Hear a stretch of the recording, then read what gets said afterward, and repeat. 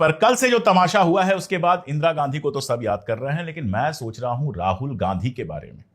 राहुल गांधी जिनके बयानों का अक्सर मजाक उड़ाया जाता है। मैं शाम से ही सोच रहा हूं कि पिछले कुछ बरसों में जो उन्होंने बयान दिए हैं और उसका जो बीजेपी ने जवाब दिया है, अगर उसको समझ लिया जाए तो शायद समझ में आ जाएगा कि इस इंदिरा गांधी तो अब लौट कर नहीं आ सकती, लेकिन अगर राहुल गांधी इस देश की सबसे ऊंची कुर्सी पर बैठे होते तो वो सब तमाशा हमको नहीं देखना होता जो कल देखा है हमने, और उसके पहले हम देखते चले आ रहे हैं। शुरुआत कीजिए नोटबंदी से। नोटबंदी कोई गलती नहीं थी। नोटबंदी आपके ऊपर आक्रमण था। नोटबंदी आपके पैर पर कुल्हाड़ी मारी गई थी। गलतफहमी में मत आइए। ये जानबूझ के आपको नष्ट करने के लिए, आपको खत्म करने के लिए और सबसे बड़े बिजनेस के लिए रास्ता खोलने का तरीका है। प्रधानमंत्री जी का लक्ष्य था कि हिंदुस्तान के सबसे बड़े क्रोनी कैपिटलिस्ट, जिनके कारण टेलीविजन पे हर रोज नरेंद्र मोदी जी का चेहरा दिखाई देता है, कि उनको पैसा मिले। और पैसा कैसे मिले? हिंदुस्तान के किसान, हिंदुस्तान के महिला, हिंदुस्तान के छोटे दुकानदार, हिंदुस्तान के middle size business, small size businesses के जेब में से पैसा निकाल के सीधा उनके 15-20 क्रोनी कैपिटलिस्ट मित्रों को मिले। तो राहुल गांधी ने क्या कहा था नोटबंदी के बारे में वो आपने सुन लिया। और ये लोग क्या कह रहे थे? नोटबंदी से आतंकवाद की कहर टूट गई, कमर टूट गई आतंकवाद की। नोटबंदी से भ्रष्टाचार खत्म हो गया। जरा मुझे बताइए भैया, कौन सा भ्रष्टाचार खत्म हुआ है? जरा मुझे बताइए कौन सा आतंकवाद नोटबंदी से खत्म हुआ था कि पिछले कई सालों से लगातार नोटबंदी नोटबंदी नोटबंदी आप बोलना ही भूल गए, और आतंकवाद की घटनाएं एक के बाद एक यहां से लेके मणिपुर और जाने कहां कहां होती चली आ रही हैं। आतंकवाद सिर्फ कश्मीर में तो है नहीं, 2 साल से जो मणिपुर में चल रहा है वो क्या है? वो भी तो आतंकवाद है। लेकिन उस नोटबंदी से गरीबों की कमर जरूर टूट गई, आतंकवाद की कमर नहीं टूटी। छोटे मोटे धंधा करने वालों की कमर टूट गई, जैसा कि राहुल गांधी ने कहा था कि नोटबंदी अपने अमीर दोस्तों को फायदा पहुंचाने के लिए थी, और वो सही साबित हुए। आप कहेंगे कहां की पुरानी बातें खोलकर बैठ गए? पुरानी बातें तो कुछ और खुलेंगे, लेकिन नई बात सुन लीजिए। इस पूरे तमाशे में जो तमाशा चला है सीज फायर का, उस सब के बीच में चाइना शुरू से लेकर अंत तक लगातार कहता रहा है हम पाकिस्तान के साथ खड़े हैं, जबकि एक मुल्क ऐसा नहीं मिला जो यह कहे कि हम पूरी तरह से भारत के साथ खड़े हैं। सऊदी अरबिया आया तो भारत भी गया, पाकिस्तान भी गया। ईरान आया, भारत भी गया, पाकिस्तान गया। अमेरिका का राष्ट्रपति भारत और पाकिस्तान दोनों को बराबर करके देख रहा है। 18 घंटे मेहनत करके 11 साल में मोदी जी ने इतना तो किया कि भारत को पाकिस्तान के बराबर बना दिया। अब हम बड़े नहीं, बराबर हैं। कोई हमारे साथ खड़े होकर नहीं किसी ने कहा कि हम भारत के साथ पूरी तरह से खड़े हैं, हम भारत का समर्थन करेंगे, ये किसी ने नहीं कहा।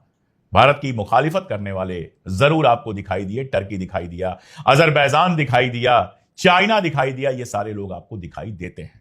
अब आप कहेंगे इसमें राहुल गांधी कहां से आ गए? तो बता दूं आपको कि 2022 में संसद के अंदर भाषण देते हुए राहुल गांधी ने बहुत साफ कहा था, एकदम साफ साफ लफ्जों में कहा था कि पाकिस्तान और चाइना का गठजोड़ बन रहा है, जो हमारे लिए बेहद खतरनाक है। हमारी 2 सीमाएं हैं, एक नॉर्दर्न सीमा है जहां पर चाइना है, और एक वेस्टर्न सीमा है जहां पर पाकिस्तान है। बाकी जो हमारी सीमा है वो जल की सीमा है, श्रीलंका है जिससे हमें कोई खतरा नहीं है, लेकिन ये 2 हैं जिनसे हमारे युद्ध पहले भी हो चुके हैं। तो राहुल गांधी उस समय 2022 में चेता रहे थे कि पाकिस्तान और चाइना का गठजोड़ हो सकता है, और ये लोग क्या कर रहे थे? ये लोग मजाक उड़ा रहे थे।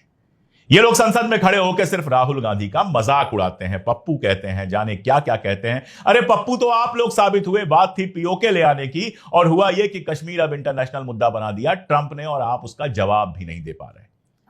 56 इंच का सीना, एक शब्द नहीं बोल पा रहा है। राहुल गांधी का मजाक उड़ाने के लिए, पंचर वाला कहने के लिए, कपड़े देखकर पहचान लेते हैं ये कहने के लिए, जवाहरलाल नेहरू से सवाल पूछने के लिए, महात्मा गांधी से सवाल पूछने के लिए, ये सब पूछने के लिए इन लोगों का सीना जरूर 56 इंच का, सीना नहीं जबान जरूर 56 इंच की हो जाती है, लेकिन बाकी मामलों में 6 इंच रह जाता है, बाकी सब पता नहीं कहां चला जाता है। तो राहुल गांधी ने उस समय जो कहा था, अगर उस पर ध्यान दिया गया होता, उस हिसाब से हमारा डिप्लोमेसी चलता, इन दोनों खतरों को ध्यान में हम रखते, तो आज वो दिन नहीं देखना पड़ता जो हमने देखा कि बैसरण में हमारे 26 लोग मारे गए, 4 आतंकवादियों की फोटो रिलीज हुई। उन 4 में से ना तो कोई गिरफ्तार हुआ और ना ही कोई मारा गया। और याद दिला रहे हैं 26/11/26/11 का ताज हमला जो मुंबई में हुआ था। भैया जान लो, जो ताज हमला हुआ था जितने आतंकवादी थे या तो पकड़े गए थे या मारे गए थे। अजमल कसाब का नाम तो याद ही होगा, जिसको उज्जवल निकम नाम के एक वकील ने कहा था कि सरकार जेल में बिरयानी खिला रही है। फिर उसने खुद कहा कि झूठ बोला था मैंने, बिरयानी नहीं सरकार खिला रही थी, बिरयानी वो खुद खा रहा होगा। और उसके बाद जो उसने सेवा की थी ये झूठ बोल के, उसके बदले भारतीय जनता पार्टी ने उसको टिकट दिया चुनाव लड़ने का। वो अजमल कसाब जेल में रहा, केस चला। हेडली अमेरिका से आया, उसका बयान दर्ज हुआ, उसके आधार पर तमाम लोगों को गिरफ्तार किया गया और उसके बाद अजमल कसाब को फांसी दी गई। यह हुआ था बंबई में। सीधे सीधे जो आतंकवादी आए थे उनको एलिमिनेट किया गया या फिर गिरफ्तार किया गया। आपको क्या मिला? पाकिस्तान में आपने आतंकवादी ठिकानों पर हमला किया, हम सब ने उसका समर्थन किया कि बहुत शानदार बात है। युद्ध तो शुरू नहीं हुआ, लेकिन पाकिस्तान ने हमला किया, आपने जवाब दिया, हम अपनी सेना के साथ खड़े रहे। अमेरिका, इंग्लैंड सब दावे करते रहे कि, सबके अखबार दावे करते रहे बेसिकली कि राफेल गिरा दी गई है, हमने भरोसा नहीं किया, हमने अपनी सेना के ऊपर भरोसा किया। फिर अचानक एक दिन हम देखते हैं कि ट्रंप और रूबियो के बयान आते हैं कि सीज फायर हो गया। हमारे प्रधानमंत्री का बयान नहीं आता है, हमारे गृह मंत्री, रक्षा मंत्री, किसी का बयान नहीं आता है। ट्रंप का बयान आने के बहुत देर बाद ऑफिशियल प्रेस कॉन्फ्रेंस होती है, बाकी कुछ नहीं। तो 26/11 से 26/11 से किस तरह से तुलना कर सकते हो? जहां सारे आतंकवादी पकड़े गए, हमला हुआ तो मुकाबला भी हुआ, वहीं गोलियां चली, मारे गए, गिरफ्तार हुए। यहां तो कुछ हुआ ही नहीं। बैसरन घाटी में आए, धर्म पूछा, जाने क्या क्या पूछा, आधे घंटे तमाशा करते रहे, गोलियां मारते रहे, हमारे लोग मरते रहे, कहीं कोई सुरक्षा नहीं थी। और उसके बाद आराम से ऐसे निकल गए जैसे बैसरन घाटी घूमने के लिए आए थे, और आज तक एक भी गिरफ्तार नहीं हुआ। और आप चाहते हैं कि आपकी तुलना जो है वो इंदिरा गांधी से की जाए। खैर, बात हो रही थी राहुल गांधी की। जब राहुल गांधी की बात होगी तो यह भी कहा जाएगा कि एक मैच्योर नेता कैसा होता है वो उन्होंने दिखाया। जिस समय यह सारा कुछ चल रहा था वो पूरी तरह से सरकार के साथ खड़े रहे। गए मीटिंग में, बाहर निकले, जब पूछा गया अंदर क्या बात हुई तो उन्होंने कहा गोपनीय थी, वो आपको हम नहीं बता सकते, हम अपनी सरकार के सारे फैसलों के साथ खड़े हैं। ये होती है मैच्योरिटी। अगर ये लोग होते और थे तो मुंबई हमलों के बाद जाकर वहां पर बयान देना शुरू करते। खूब बयान दिया था इन लोगों ने, मोदी जी ने ही बयान दिया था। रजत शर्मा के चैनल पर मोदी जी कहते हैं कि यह क्या बात हुई कि पाकिस्तान ने हमला किया और आप लव लेटर लिखते हैं। जब पूछा रजत शर्मा ने कि आप होते तो क्या करते, तो मोदी जी ने कहा पाकिस्तान को उसी की भाषा में जवाब दिया जाता है। कौन सा जवाब दिया? ट्रंप के सामने कह दिया जी सर आप कह रहे हैं तो हम अब कोई जवाब नहीं देंगे, और कश्मीर पर इंटरनेशनली बात भी कर लेंगे। ये जवाब दिया आपने। मुंह चलाने और कुछ कर दिखाने में बहुत फर्क होता है। इसलिए जब वो नहीं थे तब तो ऊंचे स्वरों में बोल रहे थे, हम होते तो ये करते। सोचिए आज अगर राहुल गांधी यही वाला काम कर रहे होते तो ये पूरा गोदी मीडिया गिद्ध की तरह उनके पीछे पड़ गया होता। चलिए कुछ और कहानियां याद करते हैं। कोविड का वक्त था और कोविड के वक्त के पहले ही जब दुनिया में कोविड की बात चल रही थी, राहुल गांधी ने बाकायदा सरकार को चेताया था कि कोविड अगर आएगा तो पूरी इकॉनमी को भी तबाह करेगा, लाखों जानें भी ले जाएगा। सारी परेशानियों के बारे में बताया था। उस जमाने में हमारे स्वास्थ्य मंत्री हुआ करते थे हर्षवर्धन जी, जिनकी बाद में मटर छीलते हुए रील बड़ी वायरल हुई थी, तस्वीर शायद थी, बड़ी वायरल हुई थी। वो मजाक उड़ा रहे थे कि ऐसी कोई प्रॉब्लम नहीं है, कुछ नहीं है, और फिर आया कोविड। और फिर क्या तमाशा हुआ आप सब जानते हैं, लेकिन जो आप नहीं जानते हैं वो भी बता दूं कि जब ये सब चल रहा था, पाकिस्तान के साथ लगातार हमारी सेनाएं जब लगी हुई थी युद्ध जैसे हालात को संभालने में, उसी समय एक रिपोर्ट आती है और वो रिपोर्ट ये बताती है कि कोविड के टाइम में सरकार ने जितना दावा किया था उससे 8 गुना ज्यादा लोग मरे थे। यानी 20 लाख के आसपास ज्यादा लोग मरे थे, यानी कुल 23-24 लाख लोग मरे थे। राहुल गांधी ने चेताया था। जब चेताया था तभी अगर प्रधानमंत्री ने कदम उठाए होते, लेकिन उस समय तो वो रील बनाने में व्यस्त थे, लिट्टी चोखा की रील बन रही थी। सही कौन साबित हुआ? राहुल गांधी साबित हुए। जिन लोगों ने पप्पू कहकर उनका मजाक उड़ाया था, 2 मिनट रुक के जाके देख लें कोविड पर राहुल गांधी का बयान, और उसके बाद ये देखें कि हमारे देश ने 25-30 लाख लोग जो गंवा दिए कोविड में, और फिर बताएं कि उसके लिए जिम्मेदार कौन था।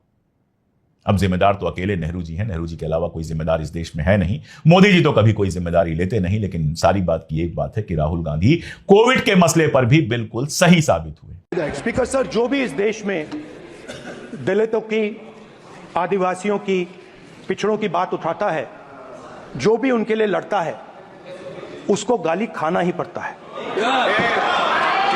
और मैं ये सब गालियां खुशी से खाऊंगा, क्योंकि महाभारत की बात हुई तो महाभारत में अर्जुन को सिर्फ मच्छी की आंख दिख रही थी।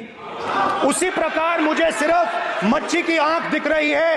जाति जनगणना हम करा के दिखाएंगे। खत्म। आपको जितनी गाली देनी है आप दीजिए, हम खुशी से लेंगे। धन्यवाद। ये तो घटना अभी हाल की है। राहुल गांधी की जाति पूछी जा रही थी, मजाक उड़ाया जा रहा था, सारा तमाशा चल रहा था और राहुल गांधी ने कहा था कि इसी सरकार से हम जाति जनगणना करा के रहेंगे और सरकार ने जाति जनगणना की घोषणा कर दी है। यानी जब वो कहें तो उनका मजाक उड़ा दो और फिर चुपके से उन्हीं की बात मान लो। इस पॉलिसी पर चलती रही है मोदी सरकार, क्योंकि वही ऐसी बात है जो देश को मुश्किल से निकालती है। तो आप बताइए, मोदी के पास ज्यादा दिमाग है या राहुल गांधी के पास ज्यादा दिमाग है? खुद जरा सी तुलना कर लीजिए। और सिर्फ इतना ही थोड़े है, कृषि कानूनों की बात देखिए।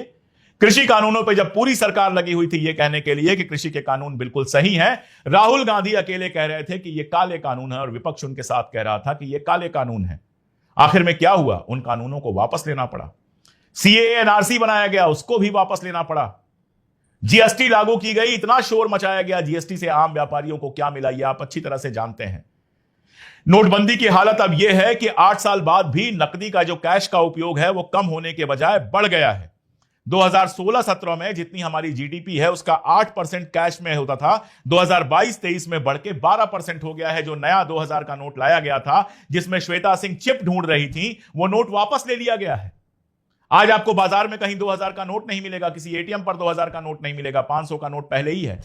1000 का नोट बंद करके 2000 का नोट लाया गया, सारे देश को लाइन में लगवा दिया गया और उसके बाद 2000 के नोट को भी गायब कर दिया गया। अब कल कौन सा नया नोट आएगा हम नहीं जानते। तो देश के अंदर हिंदू मुसलमान करके, लोगों को भड़का के आप वोट जरूर ले सकते हैं, देश चला नहीं सकते हैं। क्या हुआ पिछले 3-4 दिनों में? ओवैसी हीरो की तरह सामने आए। पाकिस्तान को सबसे तीखी किसी ने चुनौती दी तो ओवैसी ने दी। जयपुर डायलॉग्स, जो बिल्कुल शुद्ध रूप से इनके आईटी सेल के हिस्से जैसा ट्विटर हैंडल है, वो जुबैर को रिट्वीट कर रहा था, क्योंकि जुबैर क्या कर रहे थे? पाकिस्तानी प्रोपोगंडा को बस्ट कर रहे थे। इनका पूरा अमित मालवीय की पूरी बीजेपी आईटी सेल मिलकर पाकिस्तानी एजेंडे का मुकाबला नहीं कर पा रही थी, क्योंकि उसको तो सिखाया गया है नेहरू को गाली देना, गांधी को गाली देना, राहुल को गाली देना, कांग्रेस को गाली देना, बाकी सबको गाली देना उसको सिखाया गया है। पाकिस्तान से लड़ना तो उसने सीखा ही नहीं है। एक ट्वीट उनका नहीं आया वहां के पाकिस्तानी जो अफवाहें फैल रही थी उनका खंडन करते हुए। हां, अपनी जीत दिखाते हुए कल ही वीडियो और फोटो आ गया था, शाम तक उसकी हवा निकल गई। और देश के मुसलमान, लाखों करोड़ों मुसलमान, अल-कायदा बयान जारी करता है कि मुसलमान पाकिस्तान के साथ खड़े हों, मुसलमान पूरी तरह से हिंदुस्तान के साथ खड़े हुए। जिन मुसलमानों को देशद्रोही कहा गया वो हिंदुस्तान के साथ खड़े हुए। जिन सिखों को खालिस्तानी कहा गया वो हिंदुस्तान के साथ खड़े हुए। जिस विपक्ष को पाकिस्तानी कहा गया, पाकिस्तान परस्त कहा गया, वो सरकार के साथ खड़ा हुआ। सरकार के साथ खड़ा नहीं हुआ तो कौन? उसकी अपनी पार्टी, जो इस पूरे टाइम में पॉलिटिकल प्रोपेगेंडा लगाने में लगी हुई थी। और अंत में सरकार खुद नहीं खड़ी हुई अपने साथ। अंत में सरकार खुद देश के साथ नहीं खड़ी हो पाई और एक तीसरा देश बीच में पड़ता है और समझौता करा देता है। आप खुद सोच के देखिए कि कोविड के पहले कोविड के खतरे के बारे में बता देने वाला, नोटबंदी पर बिल्कुल सही बात करने वाला कि यह अमीरों की मदद के लिए है, कृषि कानूनों को काला कानून कह के उनको वापस लेने की पहले ही दिन मांग करने वाला, जाति जनगणना की मांग करने वाला, इन सारी चीजों के साथ साथ 2 साल पहले यह बताने वाला, 3 साल पहले यह बताने वाला कि चाइना और पाकिस्तान का गठजोड़ खतरनाक हो रहा है, कुछ कीजिए। यह सब करने वाला नेता ज्यादा योग्य है या पंचर? कपड़े देखकर पहचान लेंगे, भैंस चुरा ले जाएंगे, मंगलसूत्र चुरा ले जाएंगे, यह सब करने वाला नेता देश चलाने के लिए ज्यादा लायक है? खुद फैसला कीजिए।